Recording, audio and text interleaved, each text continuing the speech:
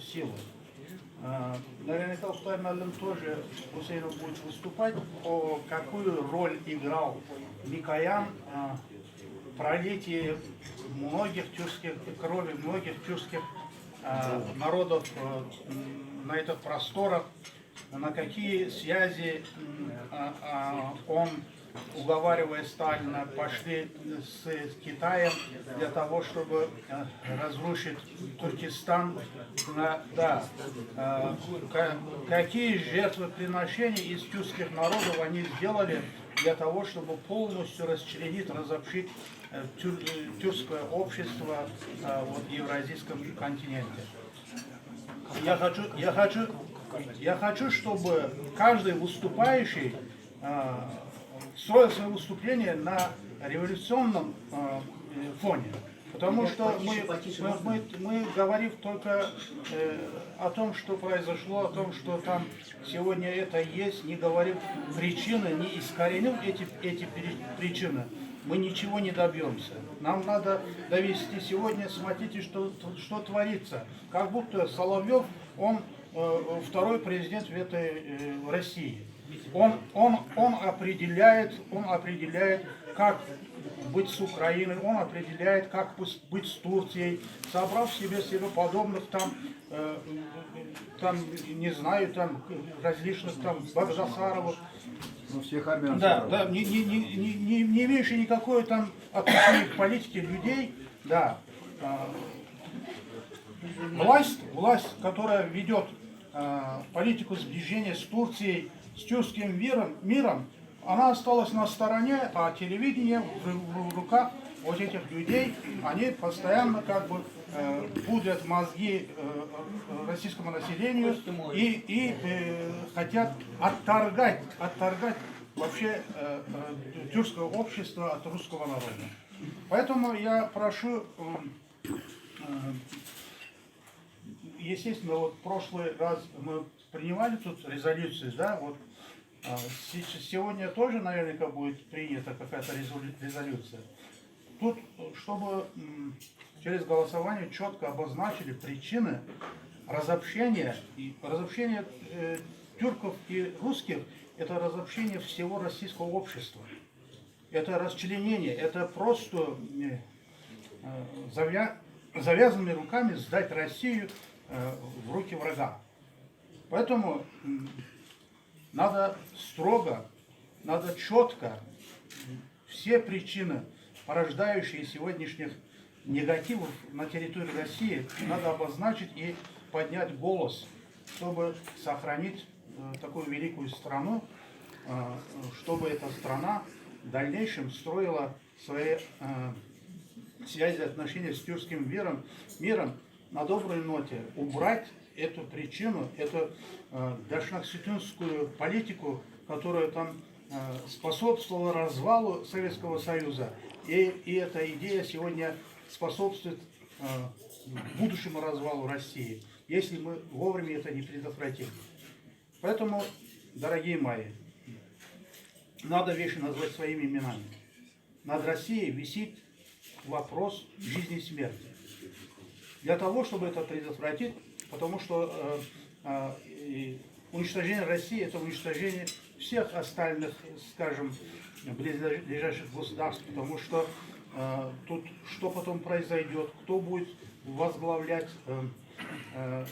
этой территорией, никому не ясно, никому не известно, но так как два больших этноса, тюрки и русские, населяют эту территорию, и эти народы должны определять будущую судьбу этой географии. Спасибо за внимание.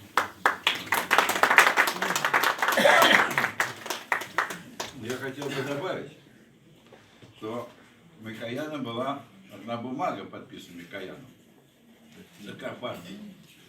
Он писал, что армяне, населяющие Карабахскую область, не хотят присоединяться к Армении, а хотят остаться в составе Азербайджана.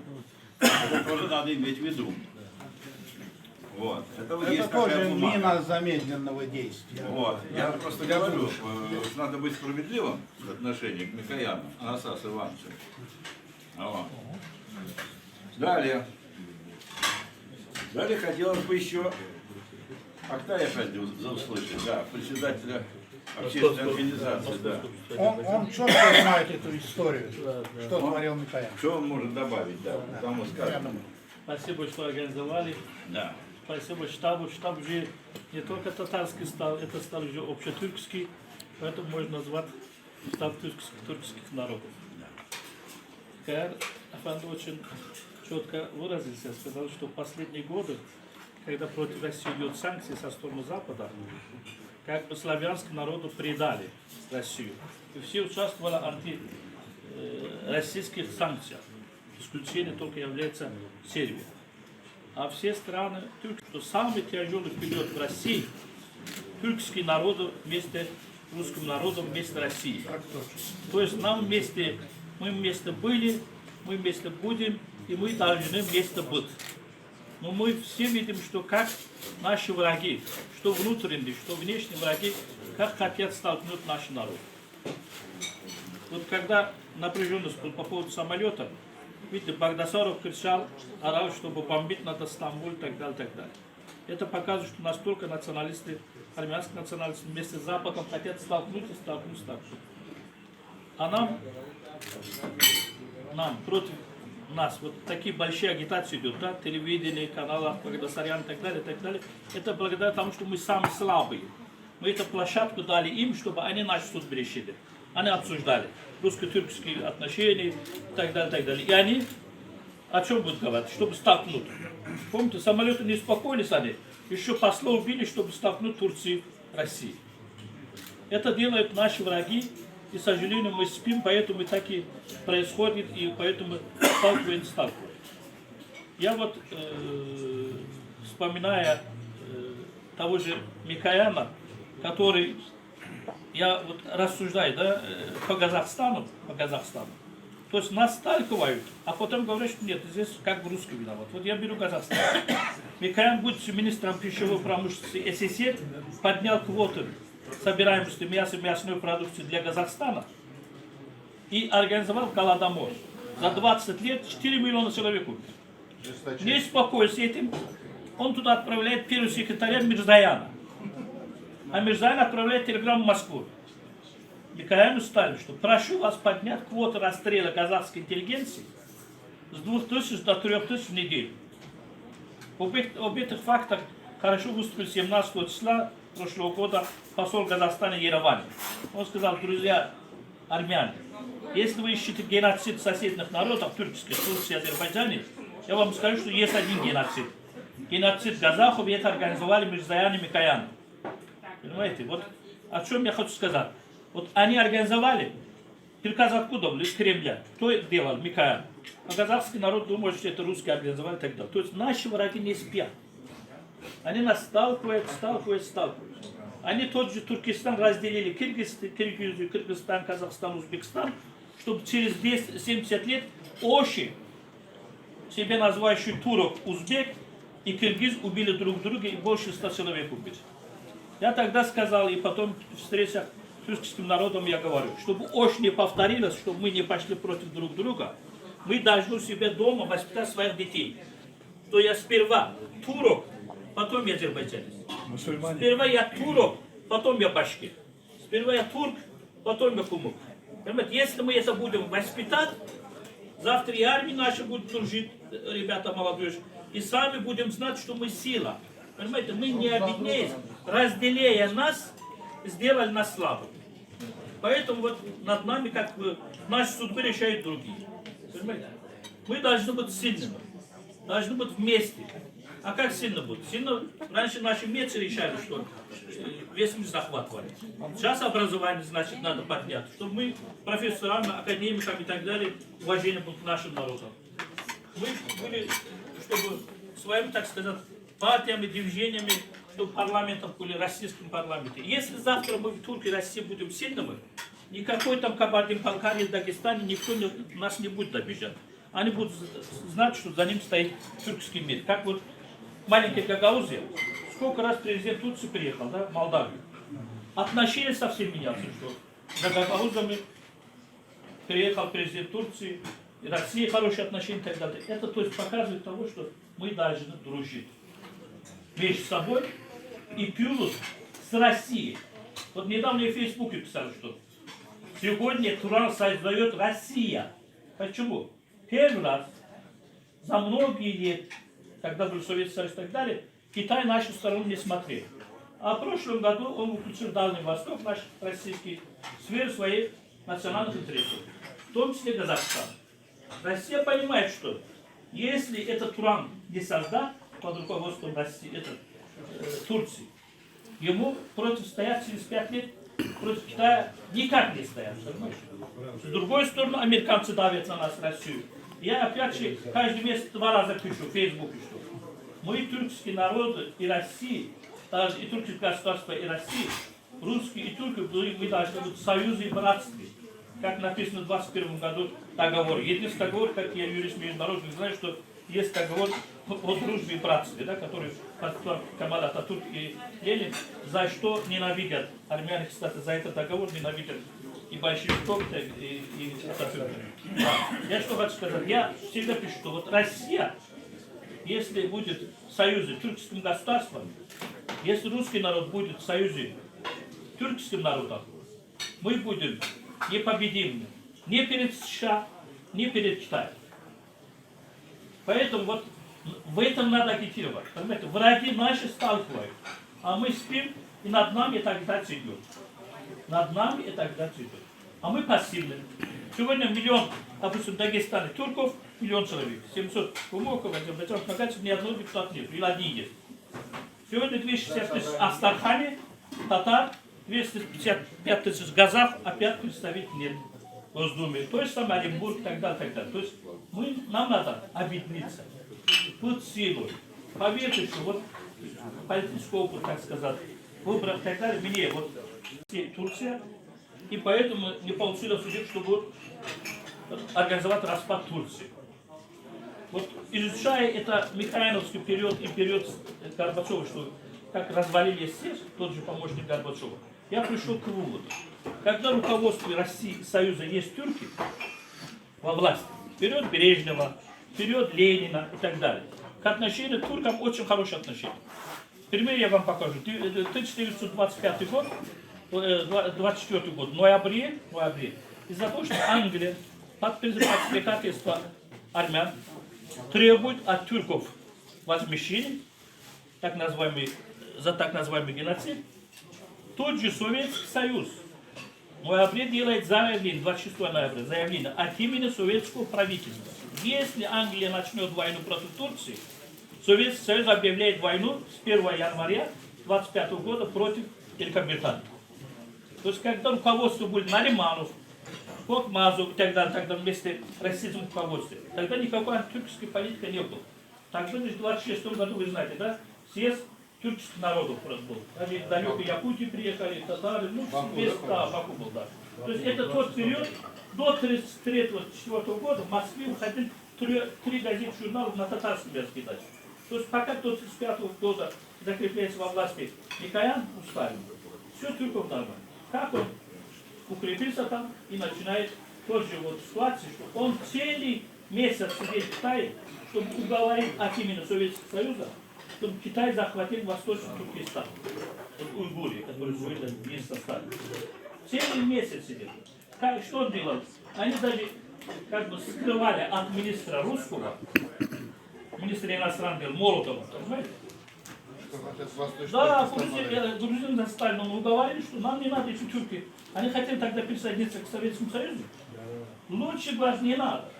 Понимаете? Состав будет меняться и так далее, и так далее. То есть он месяц поехал в Китай и говорил, что даем оружие, даем золото и так далее, захватит Восточный Туркестан. Тогда до 1949 года он был свободен. Да. Я о чем хочу сказать, друзья мои. Давайте вот так, в таком составе, в тюркском составе, почаще встречаться. Наши интересы башкир, татары, азербайджанцы и так далее, кроме нас никто не будет защищать. Мы должны объединиться, мы должны быть сильными и в партиях, и движениях, и образовательных учреждениях и так далее, и так далее. И от себя добавлю, что я 32 года уже готовлю наших тюркских детей бесплатными курсами. Английское обществознание стоит.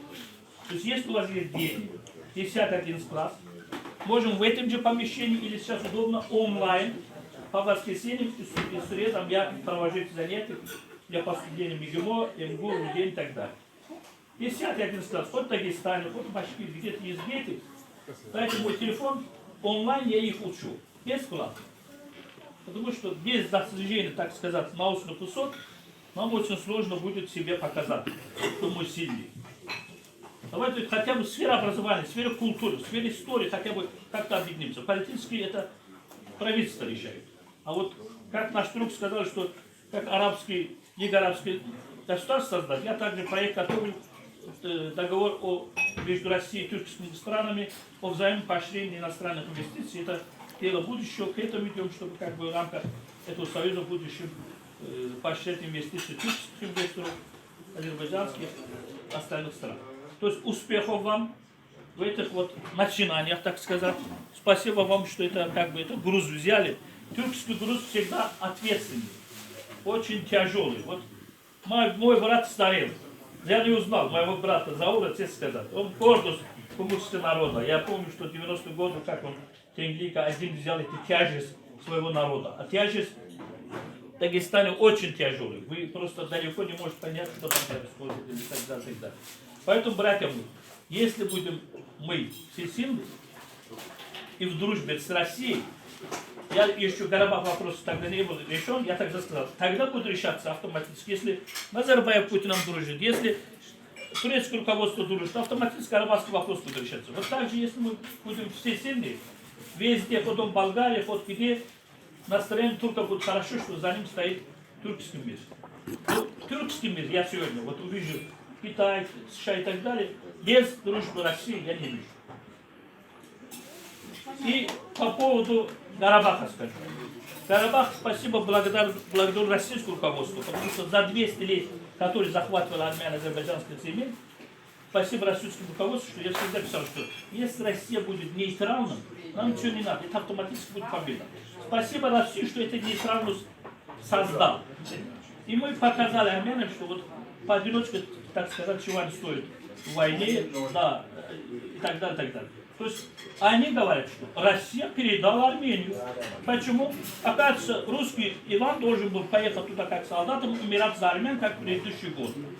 И они из-за этого сейчас ненавидят и Путина, и сейчас антипутинские действия активно участвуют и так далее. Я думаю, что мы должны перед Путина, мне кажется, потому что я лучше, чем Путин, честно сказать, друзей русского народа и тюркского народа не вижу. У вас может быть другое мнение, да? Вот у меня лично такое мнение. Вот то, что армяне и Запад хочет ее свергнуть, я думаю, что мы должны ее защищать. Успехов вам!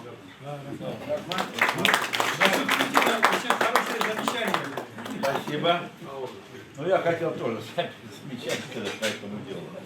Значит, нам не надо мыслью по древу рассыпаться, понимаете, там вот исторические вещи все-таки копать. Но вот есть реальные факты. Вот я только недавно это узнал. В Карабахе посмотрели памятники ветеранам войны. Все памятники ветеранам войны разрушены. Вот это факт. Это Путину прямо напрямую надо ему сказать. Что ж ты тут здесь бессмертные полки организовываешь? А там они памятники наши разрушают. Чем мы на Европу-то машем, это показываем пальцем? Понимаете, в чем дело? Это страшное дело как раз. Вот. Поэтому я еще хочу сказать, что, конечно, среди армян разные есть люди. Поэтому нам нельзя вот армяне... Вот я говорю, вот, армянский националист. В общем, не надо. Армянский Есть... народ не имеет в виду. Мы сказали, дошла чеченская политика, Вот, например, идея. я просто хочу сказать, что вот нашего Дагира Хасава защищают адвокаты армяне. Да. Вот. Двое армян. Самвел и... Это как его зовут? Тавасян, ну я забыл уже, да. Вот двое армян. И очень даже здорово, понимаете? То есть у нас есть дружба, нам это вот хорошее надо взращивать, а плохое уничтожать. Вот это наша задача.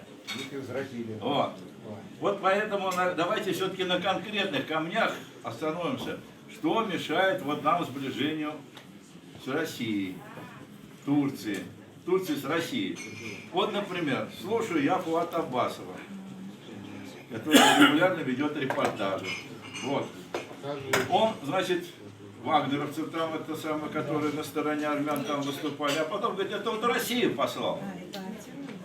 Но при чем тут Россия? Зачем это нужно? Да. Значит, уже у азербайджанцев отношение к России меняется. И у россиян тоже нельзя так делать, понимаете? Вот, нам нужно быть осторожным в этих вещах. Вот. Теперь второй вопрос. Крымский. К сожалению, крымчан нету. А крымский вопрос, вот такой огромный камень на пути стоит. Сближение. Что делать? Значит, часть крымской автономии сказала, давайте, Эрдоган, признайте, что это часть России, и на этом покончим. А часть говорит, нет, мы Украина. Вот видите, какое дело. Теперь давайте посмотрим Харбер Ахаренбель, вот мой дедушка учил. Думаю о последствиях. Вот. Сближение с Турцией дает большой толчок для тюркских народов, прежде всего. Не будут так нарушаться права, как сейчас они нарушаются. Потому что есть вторая сила, тюркская, Эрдоган, который на этом будет стоять защитником этих интересов. Понимаете? У нас не будет ни Хизбут Тахрира, не будет проблем с Хизбут Тахриром, понимаете? Многих проблем исчезнут. И с Украины исчезнут проблемы, потому что Украине тоже некуда деваться. Она тоже в этот мир ходит. Вы говорите о том, что нужно создать там какие-то... Есть Тюркский совет, он уже создан. Туда входят тюркские государства. Значит, Украина там, значит, это сам наблюдателем записался. Венгрия уже давно наблюдатель, так? Почему бы России в этот совет не войти? Мы же не против Европы. Пожалуйста, дружи с Европой. Вот. Но и в Тюркский совет запиши. Извините. Мы же евразийская страна, а не самая европейская даже. Вот такие есть проблемы. Вот поэтому давайте еще подумаем дальше. Вот наши товарищи, ну, наши братья из Башкирии, например, или сестры даже, точнее. Круче. Они круче, да, они круче. Они на шиханах у нас поют, они везде и поют, и борются, пожалуйста. Пожалуйста. Гусиня Ханум, Ну, если даже я... руководительница ансамбля великолепного Актельмя. Несмотря на то, что я творческий человек, но вынуждена стать, наверное, немножко общественницей и даже причастна быть к политике, хотя я в этом мало разбираюсь. Меня зовут Гульсина Батыршина, Гульсина Алтыновна, по профессии художник. В Москве 20 лет работала в кино, преподавала в татарской школе рисования. Ну, так получилось, все вы знаете, что башкиры известный древний народ, но так как в Москве они очень мало представлены, я вынуждена была начать работу над созданием башкирского культурного центра по подобию татарского культурного центра. К сожалению, не удалось, но тем не менее нам удалось небольшой группе энтузиастов сделать пропаганду, рекламу, что ли, познакомиться с башкирской культурой воочию. Каждый год в течение 7 лет мы выступали, участвовали в мероприятиях, почти 30-40 мероприятиях в год. Это очень много для энтузиастов. Но вот каждый раз, когда мы сюда приходим, благодарим нашего Рустама Фаизовича, говорим и завидуем, что, к сожалению, мы вынуждены вот здесь находиться среди мужчин, потому что мужчин у нас маловато, таких как вы. Это, с одной стороны, это понятно почему. У нас народ талантливый, скромный в силу характера, национального характера. Они больше работают на вахте, семьи обеспечивают скромные. Но когда какая-то беда приходит на родину, они готовы встать на защиту нашего Башкортостана. На примере Куштау вы об этом знаете. Я хоть и певица, я сама находилась, правда, на флешмобе и была в лагере, общалась и вплотную, как могу, участвовала.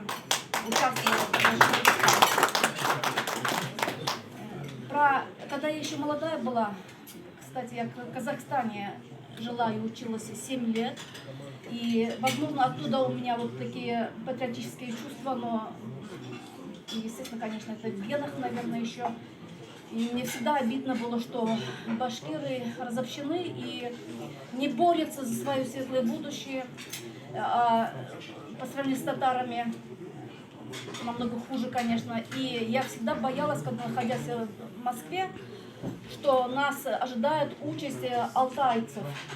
Вы знаете, что происходит с алтайцами. Когда я разговариваю с алтайцами, они мне говорят: ну, по сравнению с башкирами, конечно, мы намного хуже. Наши земли тоже грабят. Но, к сожалению, у нас уже некому защищать, а вы молодцы. Я, конечно, горжусь ребятами, которые встали на защиту Куштау. И вы знаете, наверное, вы, кто интересовался, знаете, возможно, началась бы вторая Украина, если бы не приказ сверху и не вынудили главу идти на компромиссы к бастующим, да, к митингующим. Но он, вы знаете, как он под дождем шел на мировое, говорил митингующим, протестующим, защитникам Куштау, что он своих не сдает. Это он как будто на разборке пришел, вы это видели, наверное. И там же он обещал, что не будет никаких репрессий, никаких подавлений защитников, но он свое слово не сдержал. Вот на сегодня репрессии идут, по отношению даже ко мне идет, к моему коллективу идет. Но мы не сдаемся. Как только он пришел, он сразу сказал, вы, наверное, знаете, не нужно меня ломать, выкручивать, Куштау будет разрабатываться. И еще, несмотря на это, мы все говорили, что Куштау мы не отдадим. Я вот, живя в Москве, говорила, я туда поеду, лягу и пусть меня взорвут вместе с Куштау. Куштау не отдадим, потому что, вы знаете, это святые горы на Черноземье, на равнине. Это вот просто святые шиханы, горы из коралловых рифов, вы знаете, многомиллионные. Их было 4, сейчас их только всего 3, ну, вы можете поинтересоваться. И мы защитили Туратау, она совершенно как пирамида из коралловых. И он тут же обещал, что сделает геопарк только вокруг одной горы, а 2 горы без охраны остались. И он решил отдать Куштау на разработку. И я долго не буду рассказывать, но сегодня, благодаря защитникам, вот буквально сегодняшняя новость, вчера он выступил и сказал, что все 3 шихана войдут в геопарк. То есть народ встал и защитил свои горы, шиханы молодцы.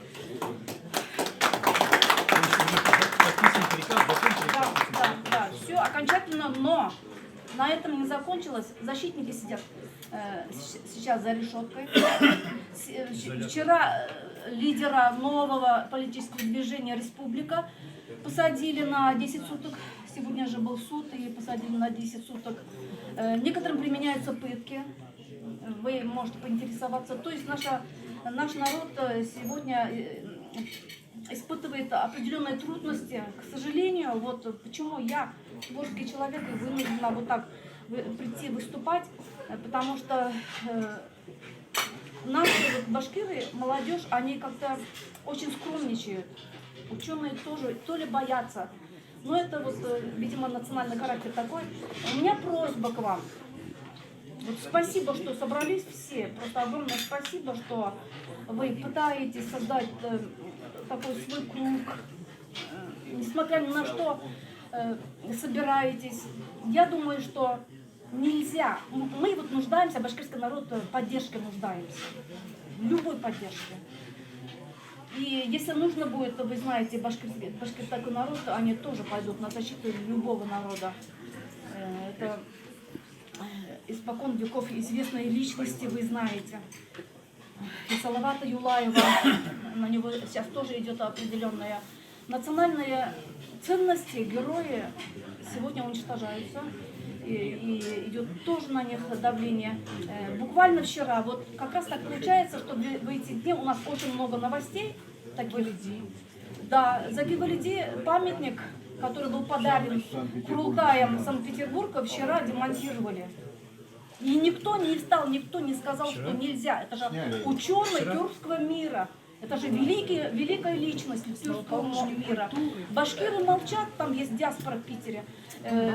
Все молчат. Все просто так взяли и демонтировали. Аргументация была какая-то старая? Заки Валиди. Аргументация почему? Фашистами. Никакой, они молчат. Пособник фашистов Германии. То же самое. У нас все решает прокуратура. До этого недавно объявили, что памятник Салавата Юлаева принадлежит реконструкции. Но мы уже боимся, что это уже тоже специально делается, чтобы убить все национальное, все ценное, чтобы убить самое главное духовное. И вы знаете, что Башкорт, общественная организация, которая защищала свои, это национальная организация молодежная, они чем занимались? Они при Хамитове еще давно, они боролись за трезвый образ жизни, за ислам, за внедрение ислама, за язык, защищали язык. И новая власть пришла и объявила их экстремистами. То есть судом их уже назвали экстремистами, закрыли. Но не тут-то было. Стали возникать другие организации, друг за другом, как грибы. Сейчас у нас появляется много организаций. Дай Бог, что мы будем стоять. Ну, наверное, как говорится, не было бы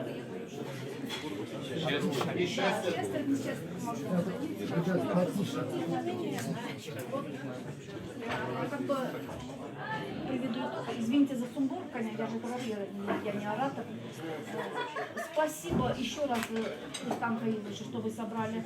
Но я не знаю, какую цель мы преследовали. Я думала, сегодня мы лекцию только послушаем, какие-то вопросы будем задавать. Но так как сегодня очень хорошие вот от вас, хорошие предложения поступили, я думаю, что вот сегодняшнее собрание наше нужно как-то оформить как организацию или движение, или какой-то клуб, так, чтобы у нас были какие-то результаты. Не только оставалось это как бы на уровне обмена мнениями, а обязательно, чтобы мы какие-то обращения написали.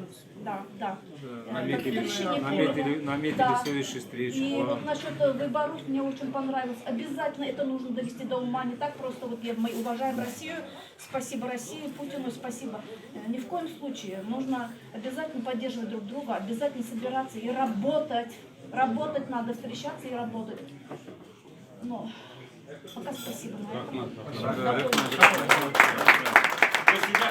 ваши братья, Кортмагас, мы вас защищаем.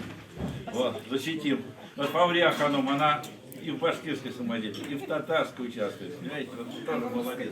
Она на вечере Мурата Аджи, помню, от имени татар выступила с песней. А может, от имени башкир, я даже не понял. Я башкир, я татар. Ну вот и все, понимаете, без верховых. Да. Нам делить нечего, простым людям. Она в конце споет вам, споет. Нет. Да, ну, давайте Я по просьбе Фария Ханом хочу резолюцию сделать по поводу выступления. С подачи Смысл такой был. На самом деле сейчас мы вот на самом деле дошли до того, что за нас уже воюют наши женщины. Я очень сильно уважаю наших женщин, особенно наших тюркских, татарских, башкирских. Они красавицы, они вообще жемчужины нашей вообще планеты. Они нас как у остановит. Женщины женщины вообще нашей планеты. Я считаю, я других женщин не знаю, поэтому я считаю, что вот они. Вот, но здесь заковыка в чем?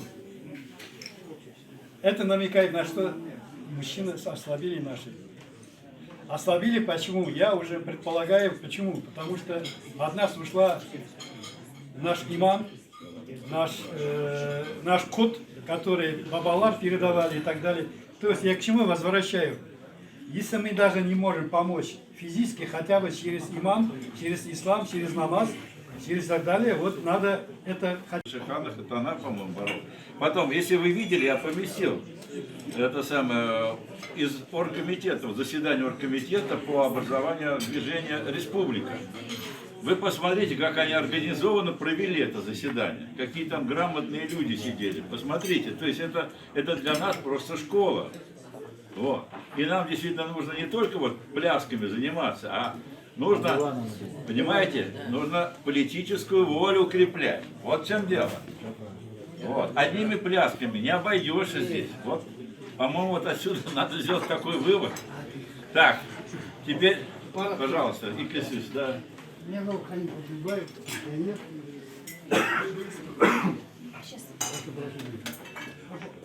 Побыстрее объединить конференцию народов, надо выпускать какой-то большой энциклопедию. Культуру, историю всех народов. Один будет изучать, другой будет разбираться, знать друг друга. А если не знаешь друг друга, вообще-то как-то не склеиваются, не получится ничего. Краткую какую-то энциклопедию. Да, общую. Чтобы сюда входили все народы. История, там, культура, религия, там, это было очень важно. Молодежь сейчас мало читает, нужны лидеры, активные лидеры, смотрите. Электронные Вот. люди читают. Нужны лидеры, смелые, активные, которые могут сказать, Понятия написать могут, понимаете, обращение свое и так далее. Вот. Так, ну что, давайте дальше пойдем. У нас еще вот казахское общество не выступало. Подождите, вот казахское общество. Роман. Давайте, Роман, сюда поближе, да. О, чтобы слышно было. Я представлюсь, кто меня не знает, я вице-президент Казахской автономии города Москвы, председатель правления Фонда развития дружбы народов и содействия национальных культур «Астана». Ну, вот президент фонда Жаркын Утешева сегодня с внуками осталась, очень хотела прийти, передает большой привет. Здесь всем свое уважение большое. Мы тоже передаем большой Да. Ну вот просто написала сейчас, что я и фотографию послал, поэтому я его передаю. Спасибо большое, конечно, прежде всего организаторам и этому гостеприимному татарскому дому. И второе большое, Копр Ахмед, это всем тем неравнодушным, кто здесь собирается, потому что богатых много, обеспеченных много, но не все думают об обществе, не все думают о том, как вот о судьбах народов тюркских, о судьбах наших народов, нашей страны, которые находятся в достаточно непростом положении, конечно, не в Африке, но все равно, так сказать, достаточно сложностей много.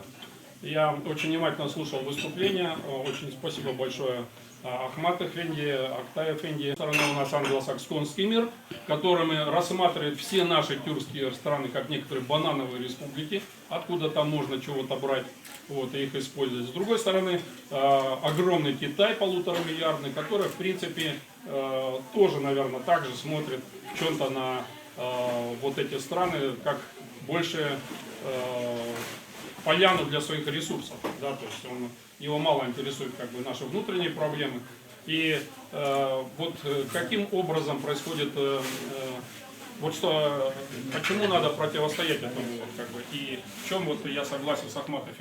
Вот центр Евразии, он все время вот волнами вот ходило туда-сюда, вот культуры тюркские народы пошли, там переселение, климат, нашествие, русская там какая-то колонизация пошла с русской культурой в обратную сторону, революцией, огненная волна по материку пронеслась, перемешав всех. Вот. И в результате вот этот этногенез, который образуется в последние 2000 лет, ну вот, например, говорят казахи, вот, что первые китайские летописи говорят о том, что слово тюрк возникло где-то в 500 году, но в принципе тюркские народы сформировались еще от скифов, массагетов, саков, да, то есть и как бы в этом некоторая общность и со славянскими народами, потому что, наверное, наши общие предки это арии, которые смешались с монголоидами, породив вот эту вот серединную часть Евразии, вот это многообразие народов. Вот. И вот представляете себе, какие факторы прежде всего обладают и преобладают. Всегда играл роль фактор демографии. Там, где больше демографическое население, например, в Казахстан пришли 3 миллиона или там 10 миллионов русских, и все заговорили на русском языке. Сейчас там в Казахстане, например, 80% казахов в Казахстан начинают переходить на казахский. То есть там, где идет демографическое доминирование, там начинается демографическое доминирование языка и культуры народов, которые там живут. Вот 1,5 миллиарда Китай, если, допустим, он каким-то образом начнет перешагивать границы в результате климатических изменений, в результате того, что вдруг какое-то там, не дай бог, разрушение там наше как бы сообщество, ему надо будет взять под контроль соседние территории, да? вот, или там какой-нибудь внешний фактор войны какой-то, да, вдруг, то понятное дело, что если там 100 миллионов китайцев зашли как Ламакан, а там 20 миллионов уйгуров, то, естественно, уйгуры будет как народ, ну, если не обречены, то, скорее всего, растворены. Произойдет полная ассимиляция, что и сейчас и наблюдается. И я очень сочувствую уйгурскому народу, потому что мне обидно, я видел расцвет, и вот с одной стороны вот и вот буквально вот идет растворение. Они, уже у них даже культурных кадров мало остается, потому что они не могут получить достойное образование, они там, в 70-м сорте, там, как бы, да, вот. То есть и вот это разобщение, оно, конечно, вот прежде всего ну, вот, сказывается вот на этих процессах. Что может противостоять вот этой огромной плотине вот этих демографического вот этого доминирования? А следующая волна, которая может придет через 50 лет, может быть через 100, может быть, вот почему американцы, например, с Индию пытаются там, как бы удержать этот западный мир. Они понимают, что если Индия вдруг там станет плохо, и 1 800 000 000 индусов бросятся через границы, то вот эти новая волна, новые нашествия, которые теперь сейчас называются миграция, да, они ни к чему хорошему для них не приведут и для мира. А наш огромный центр евразийского континента, его держат только два мира. Славянский, ну в данном случае русский, и тюркский, да, который может противостоять. Тюркский на сегодняшний день противостоит этой огромному давлению с двух сторон. С одной стороны финансовому вот этому и военному англосаксам, с другой стороны демографии китайцев. Да, то есть, вот, это противостояние именно демографическое. Кого больше всего? Азербайджанцев 40 миллионов, 45 миллионов, турков 80 миллионов. Сложить все тюркские народы, это все-таки уже сила, это около 300, может быть, миллионов, да, то есть суммарно будет, ну, может быть, 250, да, то есть это уже сила, которая может противостоять, отстаивая, можно сказать, не только свои семейные и традиционно-культурные ценности, но и ценности, может быть, мирового сообщества. Потому что вот пришел Байден, англосаксонский мир в Штатах, что он несет. Да, в чем-то он там его считает социалистом, вот, но по существу это яркий представитель глобалистов, который просто перемешивает со страшной силой все народы.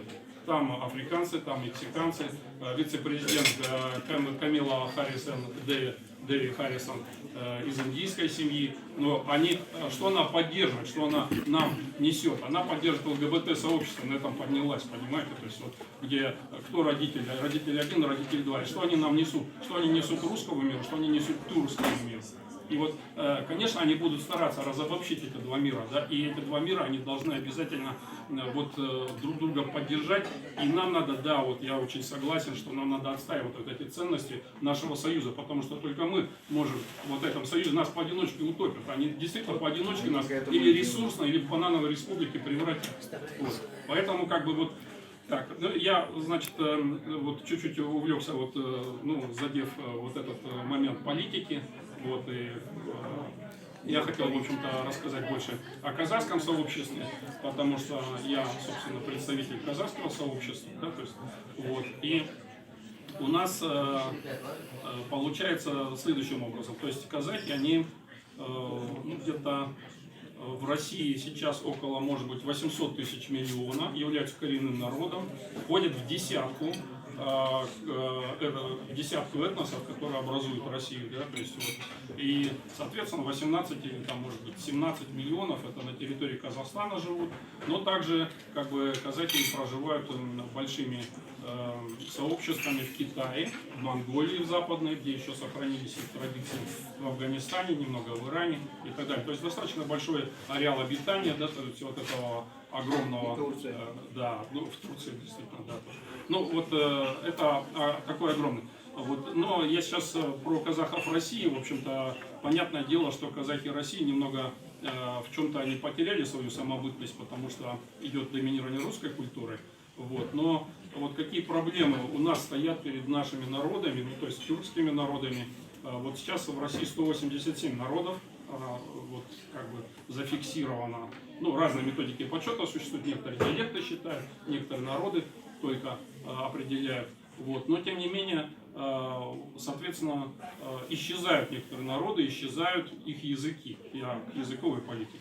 Вот, потому что языки, в том числе исчезают и тюркских народов. Уже на грани исчезновения такие народы, как долгане, их язык, это тюркский народ, это на Таймыре обитают. Караимы в Литве, некоторые там, еще некоторые народы, которые маленькие народы. Но в частности в Дагестане некоторые народы уже исчезли, и не осталось даже их языковых носителей. Языки тоже исчезают.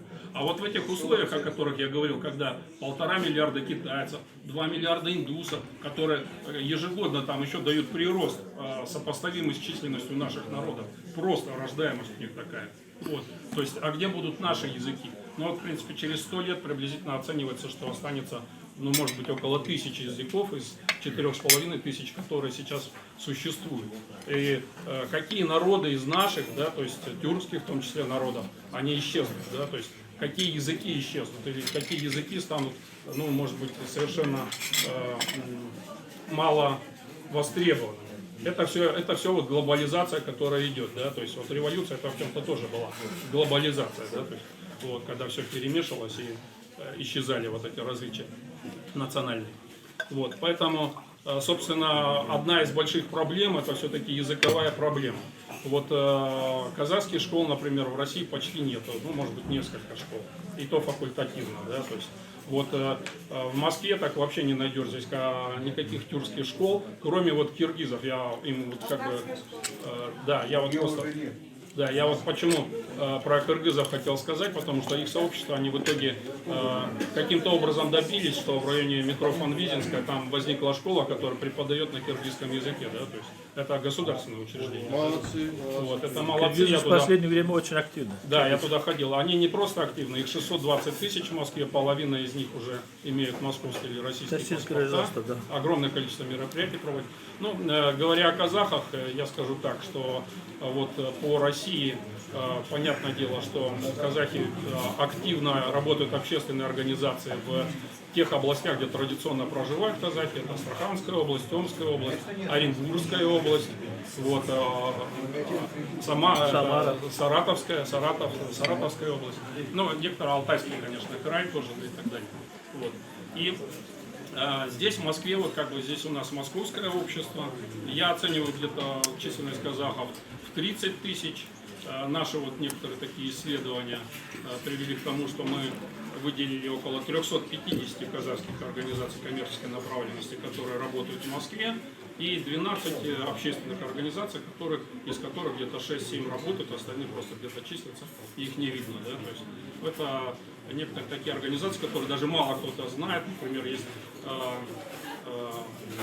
региональная общественная организация борьбы Казаша-Куриш в Москве, есть, которая на базе МХТИ, Московского химико-технологического на юго-западном функционирует. Вот. Ну, вот фонд наш, там, вот, казахская автономия, там, Мурагер, наследие, да, то есть и так далее. Ну, проводится, конечно, много мероприятий. Что могло бы где-то нас объединить? Вот, понятное дело, что кроме вот этих актуальностей вопросов, которые здесь ставятся, вот, например, казахский организатор, там же были расстреляны. Памятник очень запущенный, весь уставлен какими-то табличками неформатированными. В общем, выглядит чуть-чуть неопрятно. Могила. Да. Казахи, вот казахские общественные организации, они говорят, давайте сделаем какой-то общий памятник для наших героев, там, да, наших национальных героев. Ну, это вот то, что нас могло бы, может, в чем-то объединить. Вот.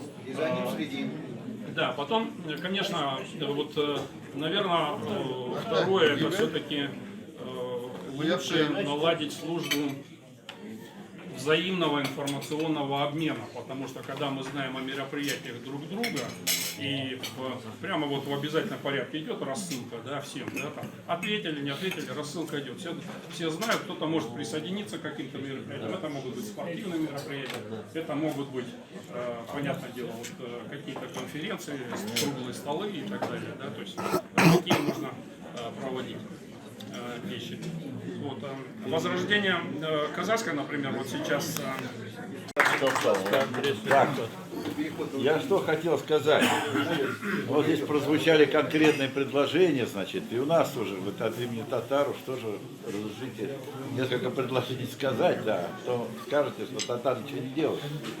Но у нас вот есть горестное событие, вот Всемирный конгресс татар, Всемирный общественный, татарский общественный центр вот, объявили экстремистским, хотят объявить, и ликвидировать эту организацию. Организация, которая работает 30 лет.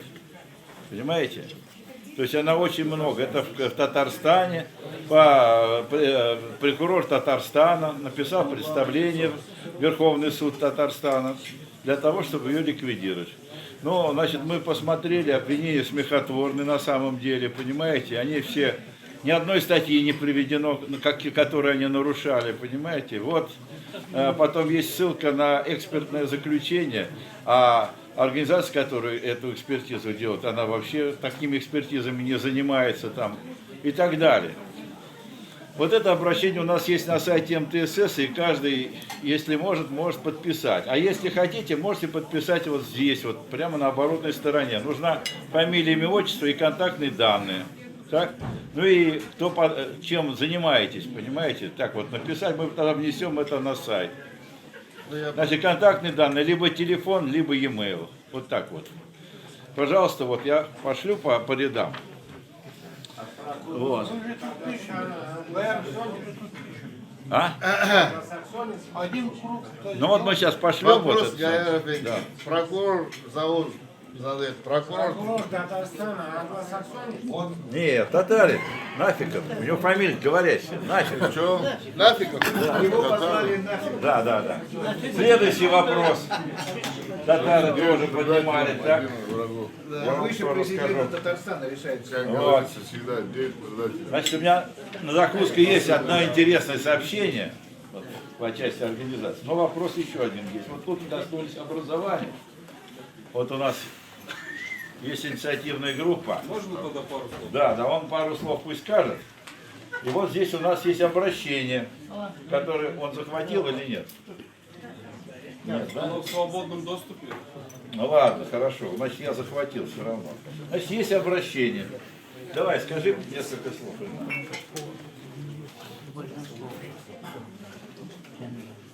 Hürmetli Türkiye halkım, barıgızda selamlayayım, barıgızda da sağ исәнлек, күш, куәт тіләп калам.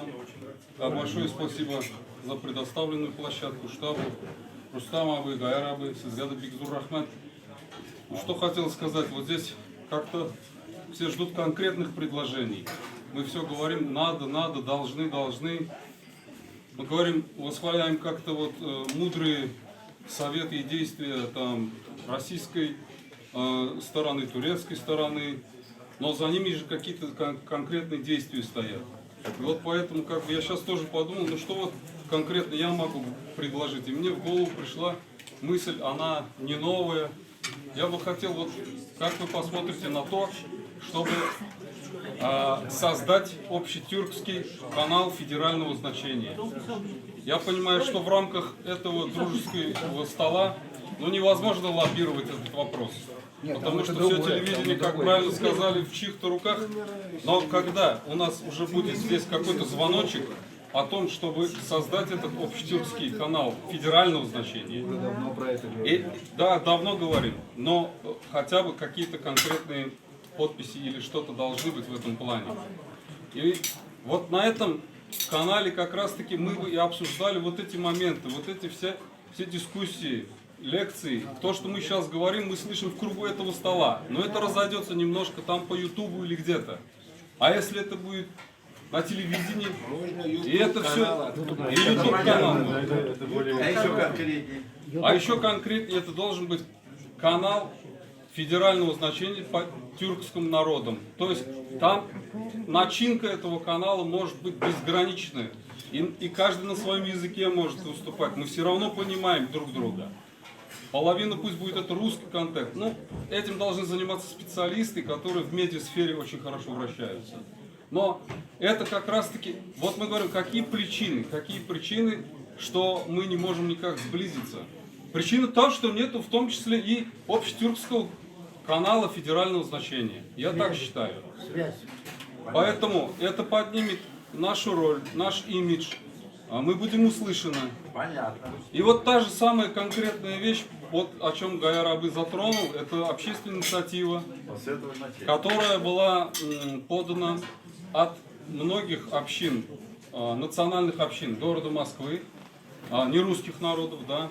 Ее поддержали очень многие люди, влиятельные личности, научная сфера. Обращение, значит, заключается в том, чтобы в России, в рамках российского образования преподавались родные языки. В Москве, к сожалению, пока что такой возможности нет. При заполнении заявления есть только такая форма, что можно изучать родной русский язык. Почему русский, непонятно. Родной есть родной. И поэтому эта инициатива была подана на имя Собянина, на имя Шапошникова. Конечно, пришла отписка. Конечно, не в нашу сторону. Но, как сказал один общественный деятель, я, может быть, и сомневаюсь, говорит, в этой инициативе, но я сам встану, то есть сам буду на этом стоять, если я только почувствую, что это принесет пользу, например, моему языку, моему народу, моей культуре.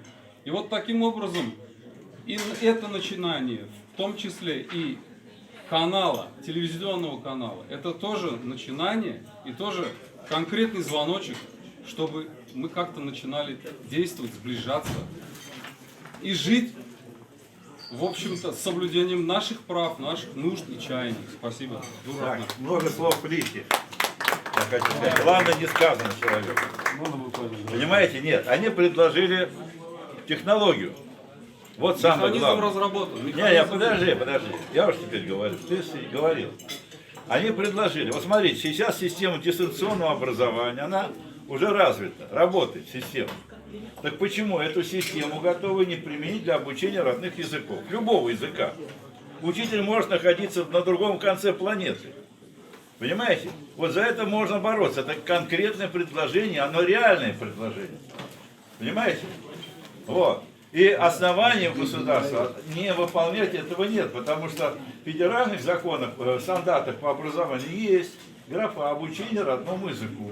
Отводятся часы и так далее. Выполняйте, пожалуйста. Вот это вот. Так. Но в заключение я еще хочу сказать еще об одной инициативе, вот, которую тоже надо бы принять во внимание. Значит, вот тут говорилось о создании тюркской организации, да, и так далее, общетюркская. Но совсем недавно произошла конференция Общероссийского общественно-политического движения «Союз народов России».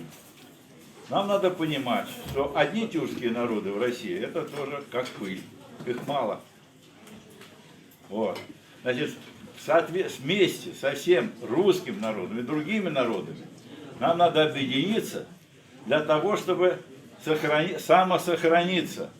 Понимаете, в чем дело? В одиночку мы ничего не сможем добиться. Вот. Как бы мы ни старались.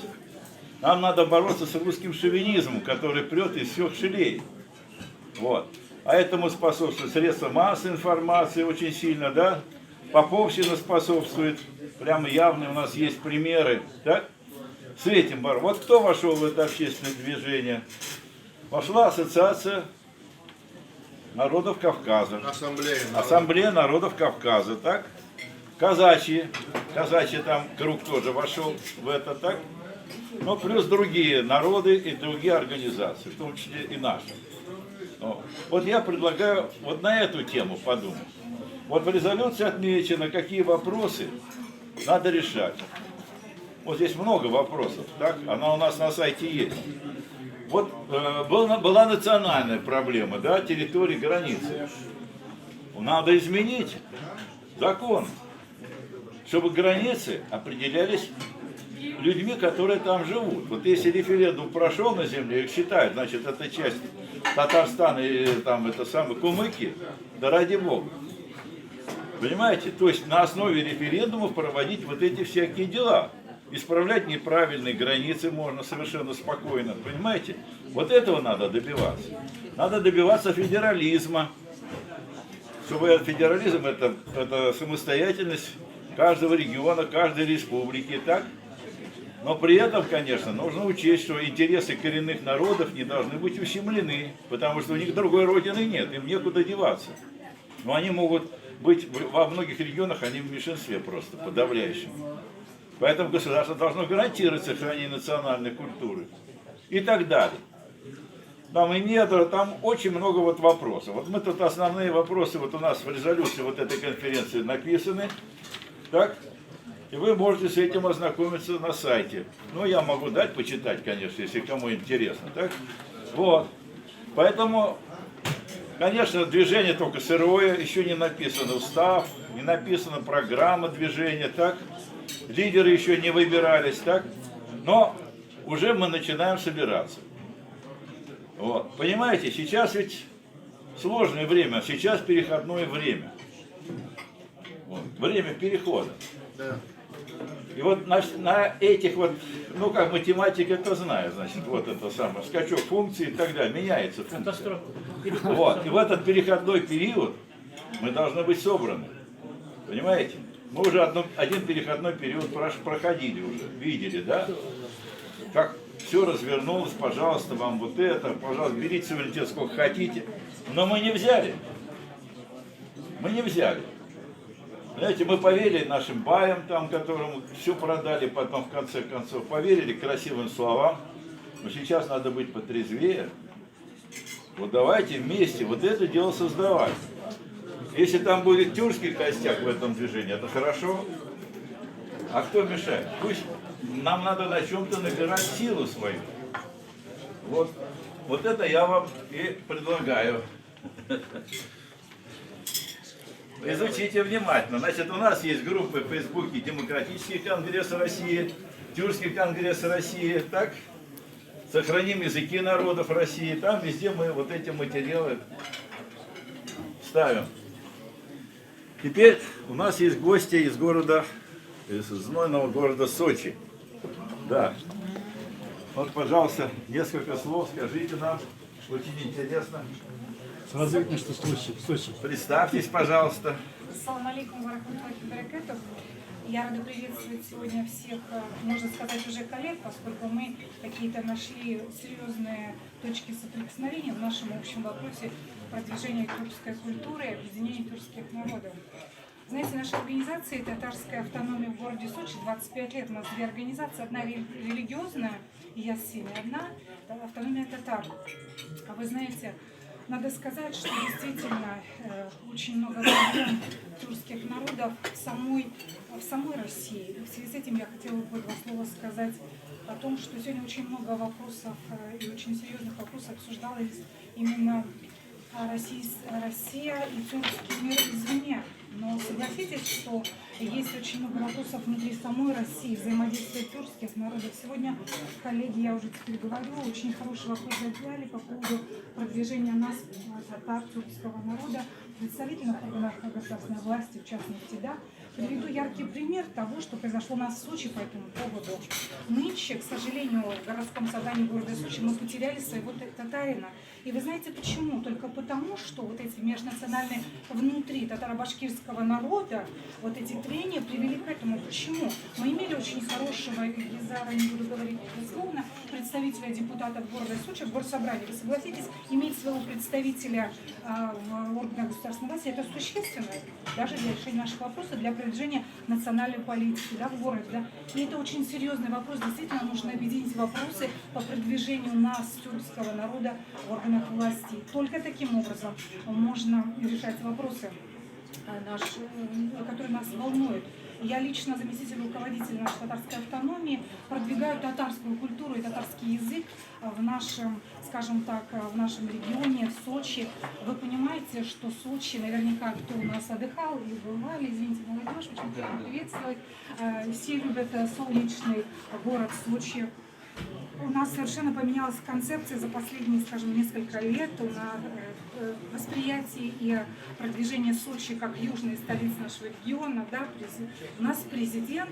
Есть очень позитивные моменты, конечно, пребывания лидера нашего государства как второй столицы, скажем так, нашей Российской Федерации. Но есть и негативные моменты. В частности, это связано, конечно, с такими моментами, что нам очень трудно решать вопросы, например, по построению мечети. То есть этот вопрос является закрытым. Вы сами понимаете, что ветер вообще-то дует с центра, и как бы это не хотят идти на риски. Более того, у нас очень много представителей другого исламского мира, кавказский народ. Да. Мы, наверное, очень достаточно в таком положении, что город Сочи это все-таки город, где, в общем-то, властвует народ, скажем так, армяне, о которых мы сегодня говорили, да, и нам с ними приходится сосуществовать. Поэтому нам, татарам Сочи, очень нелегко и, в общем-то, и в продвижении культуры, и в продвижении языка. Что касается языка, я бы хотела сказать, что в прошлом году буквально принят закон, федеральный закон, внесены изменения, где, в общем-то, есть возможность в общеобразовательной школе преподавать татарский язык. И это защищено законом, эта норма принята в июле 2018 года. В связи с тем мы в своем регионе рассматривали такой вопрос, но найти учителей татар, я сегодня предложила принять какое-то участие, мы не могли, хотя была возможность создать 2 пока внеклассных школ, внеклассных обучения, но этими вопросами надо заниматься каждый день.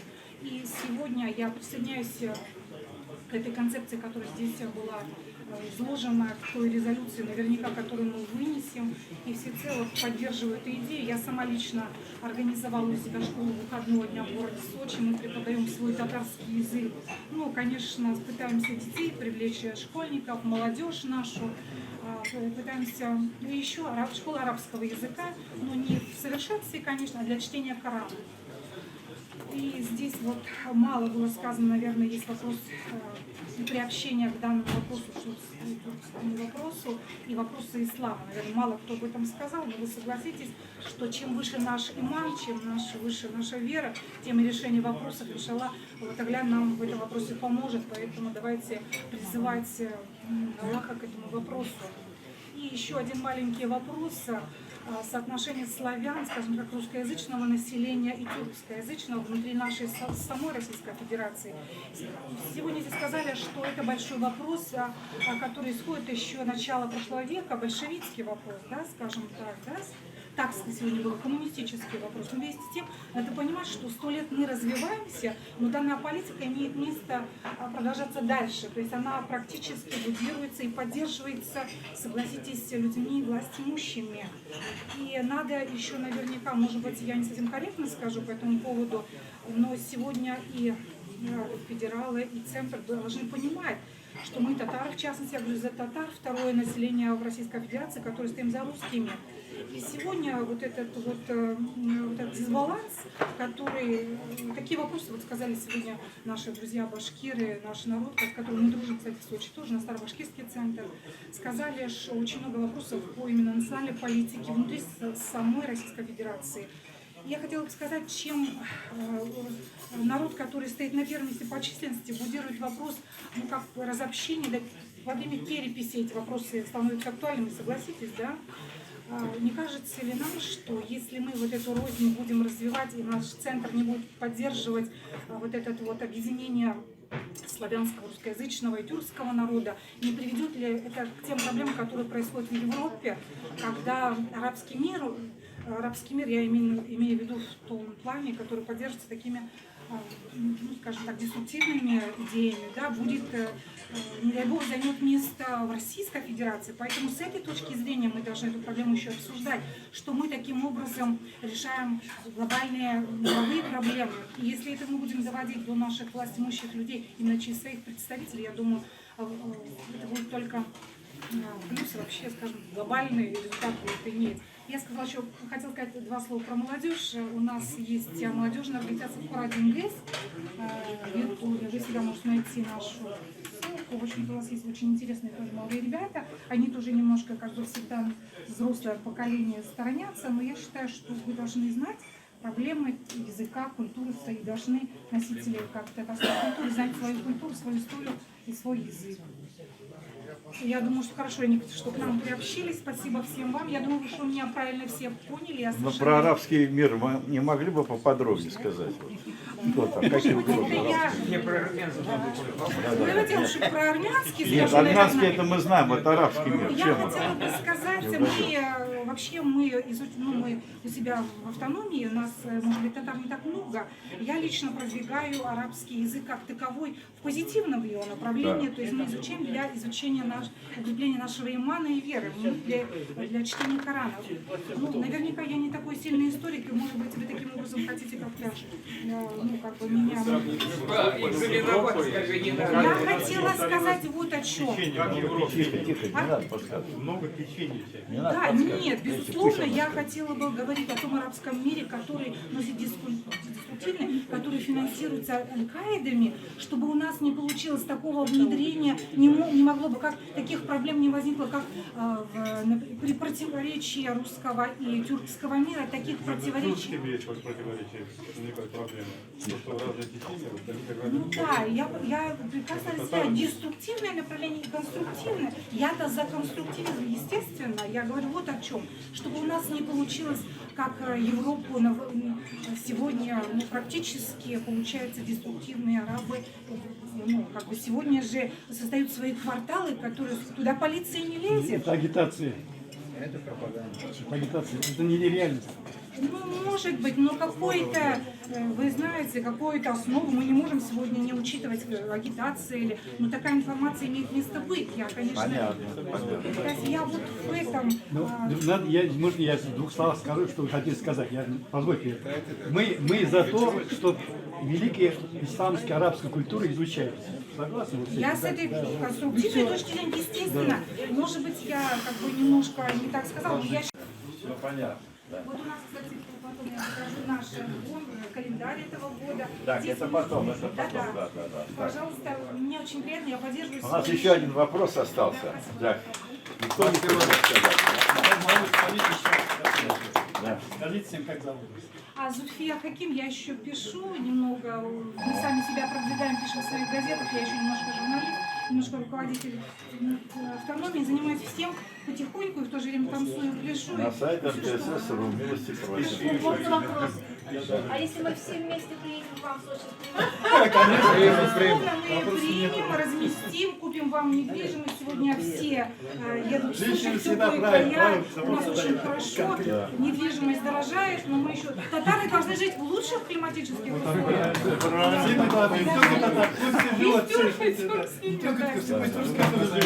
Ловим на славе. Хорошо, конечно. Да, мой коллега с Краснодара. Я выключаю камеру. Нет, Так, я закрываю камеру. Теперь еще один вопрос. Вот. Очень волнующий всех. Да, ты тоже выключи. Значит, вопрос такой, что вот сейчас...